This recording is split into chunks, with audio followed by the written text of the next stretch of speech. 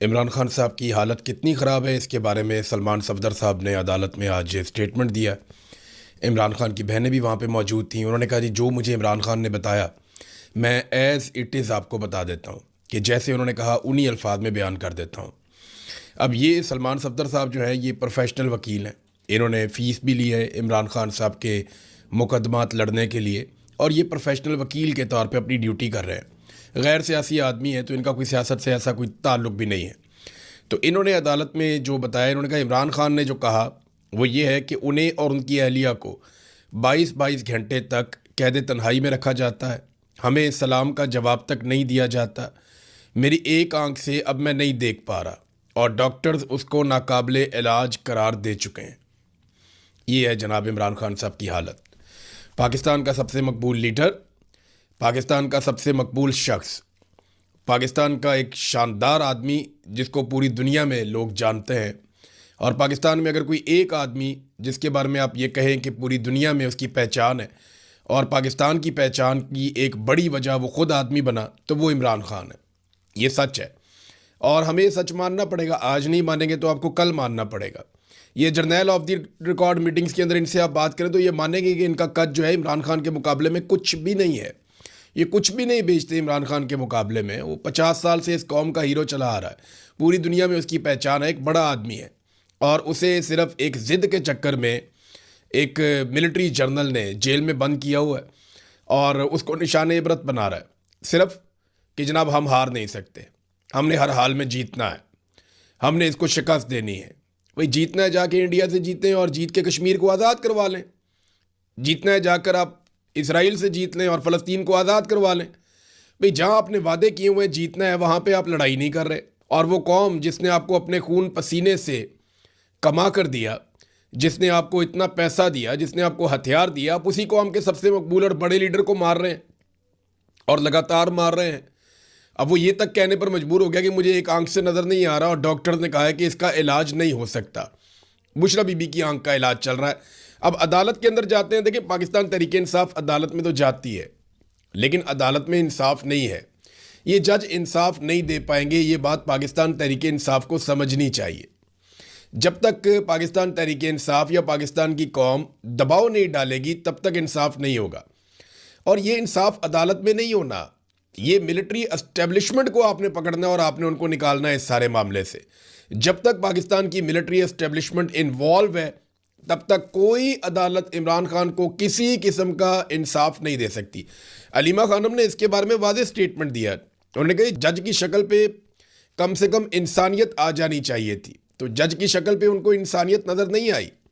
जज साहब बहुत सख्त परेशान थे कि मैं किसी तरह इस केस को निकाल कर आईनी अदालत में भेज दूं। यानी जज साहब को ये कमिटमेंट दी गई है कि आप यहाँ पे कर दें, आपको हम बचा लेंगे और आईनी अदालत के अंदर हम दोबारा इमरान खान साहब को रगड़ देंगे।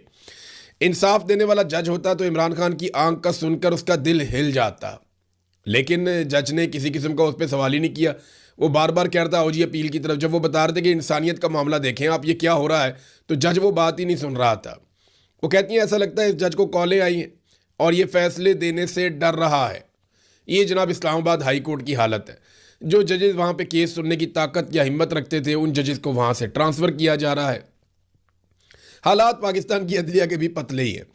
लेकिन क्या इमरान खान साहब किसी अदालत से बाहर आ जाएंगे, सवाल ही पैदा नहीं होता। मैंने आपको पहले भी कहा, मैं आपको अब भी कह रहा हूँ और ज़िम्मेदारी से कह रहा हूँ, जितनी ताकत आसिम मुनीर की बढ़ती जाएगी उतना इमरान खान साहब को मज़ीद तबाह किया जाएगा, उतना इमरान खान साहब को मज़ीद दबाया जाएगा। ये एक ज़िद जैसी कैफियत है कि कुछ भी हो जाए इमरान खान को नीचा दिखाना है, इमरान खान को कमज़ोर दिखाना है, इमरान खान को और उसकी पार्टी को बर्बाद करना है। ये एक ज़िद है और इस ज़िद की भेंट पाकिस्तान चढ़ रहा है।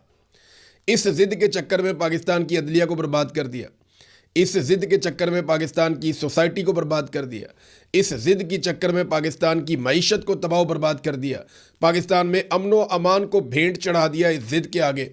और इस ज़िद की वजह से आज पाकिस्तान जहां खड़ा है हम सब देख रहे हैं। मिसाल के तौर पे ये हमाद अदर साहब ने एक ट्वीट किया है, तो एक छोटा सा ट्वीट, लेकिन इसके अंदर बहुत सारा कुछ उन्होंने लिख दिया। उन्होंने कहा जी अगर पिछले आप चंद महीनों की हुकूमत की तवानाई के शोबे में गलतियों का अंदाज़ा लगाएं और उनको गिना जाए तो बड़ी अजीबो गरीब फहरिस्त बनती है, लंबी फहरिस्त। ईंधन की कीमतें वक्त से पहले बढ़ाकर इन्होंने ऑयल कंपनियों को 87 अरब रुपए का फायदा दिया। डीजल की गलत कीमतें मुकर्रर करके रिफाइनरियों को इजाफी मुनाफा पहुंचाया अरबों रुपए का। एलएनजी कार्गो मनसूख किए, फिर मजबूरी में महंगे स्पॉट कार्गो खरीदे, इसके अंदर भी अरबों का नुकसान किया। बद इंतजामी की वजह से अप्रैल के पहले हिस्से में शहरों में 12-12 घंटे की लोड शेडिंग की गई। नए गैस कनेक्शन इन्होंने देना शुरू कर दिए, जबकि मौजूदा सार्फिन की 10% ज़रूरत भी ये पूरी नहीं कर पा रहे। सोलर तवानाई के खिलाफ अजीबोगरीब किस्म की पॉलिसियां बना दी, फिर अवामी दबाव आ गया इनके ऊपर। सर्कुलर डेथ कम होने का इन्होंने दावा किया जनाब कि हमने जो IPPs का पैसा दे दिया है, जो हमने सर्कुलर डेथ है वो हमने अदा कर दिया है। वो आपकी कैपेसिटी पेमेंट्स होती है ना। मैं आपको फिर याद दिलाऊं कि नवाज शरीफ ने और आसिफ अली जरदारी ने कुछ ऐसे मुआहदे किए IPPs ला कर, इस पर मैंने पूरी वीडियो करनी है, लेकिन सादा बात आपको बताऊं कि IPPs के ऐसे मुआहदे किए जिनके तहत अगर ये प्रोजेक्ट्स या ये IPPs 1 यूनिट बिजली भी ना बनाए तो भी इनको पैसे उतने ही मिलेंगे जितनी इनकी बिजली बनाने की कैपेसिटी है। तो हम 1 यूनिट बिजली इस्तेमाल करते हैं तो 3 यूनिट बिजली के हम पैसे देते हैं। अब सर्कुलर डेथ कम होने के दावे किए, मगर अपने ही अदादोशुमार जो सरकारी अदादोशुमार है वो इसके मुख्तलिफ हैं। ये हुक्मरानी नहीं है बल्कि एक महंगा तमाशा लगाया हुआ है मुल्क में, जिसे पूरी कौम देखने पर मजबूर है। तमाशा पाकिस्तान की मिलिट्री एस्टेब्लिशमेंट ने लगाया हुआ और जिद है जनाब कि इमरान खान की जिद में अब इन्होंने जजों को ट्रांसफ़र भी करना शुरू कर दिया है। जनरल ज़िया-उल हक के दौर में भी जजेस के तबादले का ऐसा तरीका का राइज नहीं था। ये जस्टिस बाबर सत्तार का खाता है जिन्हें ट्रांसफ़र किया गया पेशावर। जजेस के तबादलों को बतौर हथियार इस्तेमाल करना अदलिया में एक ऐसे कल्चर को फ़रोग देगा जहां बेज़ाब्तियाँ और नाअहलियाँ पनपेंगी। आइन के आर्टिकल 200 और 209 में की गई तरामीम को जजेस को दबाव में लाने के लिए एक हथियार के तौर पर डिज़ाइन किया गया है। अब जजेस को दीगर मकामात पर तबादले की धमकियां दी जाएंगी और वो तबादला कबूल ना करें तो उन्हें सज़ाओं का सामना करना पड़ सकता है। जनरल ज़िया-उल हक के दौर में भी जजेस के तबादले का ऐसा निज़ाम राइज नहीं था, यानी डिक्टेटर ने भी वो पाकिस्तान के साथ नहीं किया जो पाकिस्तान की मौजूदा मिलिट्री एस्टेब्लिशमेंट ने पाकिस्तान के साथ कर दिया है। ये हो रहा है। अब कौम के पास हल क्या है? यानी क्या अदालत की तरफ देखना है? कोई फ़ायदा नहीं, जजेस सारे कंप्रोमाइज़ हैं। क्या पार्लिमान की तरफ देखना है? कोई फ़ायदा नहीं, पार्लिमान रबर स्टैंप है, वहाँ पे अपने फॉर्म 47 के अंदर लाकर बंदे बिठाए हुए हैं। क्या मीडिया की तरफ देखना है? मीडिया पूरी तरह से कंट्रोल है, बात ही नहीं कर सकता। जो बात करता है उसके साथ क्या होता है आपने देख लिया। अभी हाल ही में फ़खरुर रहमान साहब को भी उठा लिया गया। एक कंपेन चलाते हैं, फिर बंदे के साथ क्या करते हैं, मुतीउल्लाह जान उनका प्रोग्राम बंद करवा दिया, यानी उनसे उनकी नौकरी छीन ली सिर्फ आवाज़ उठाने की वजह से। तो ये पाकिस्तान में एक न्यू नॉर्मल है। मीडिया से भी आप तवक्को नहीं कर सकते, पार्लिमान से भी नहीं कर सकते, अदलिया से भी नहीं कर सकते, तो फिर आप किससे तवक्को करेंगे? फिर आपको अपने बाजू पे भरोसा करना पड़ेगा।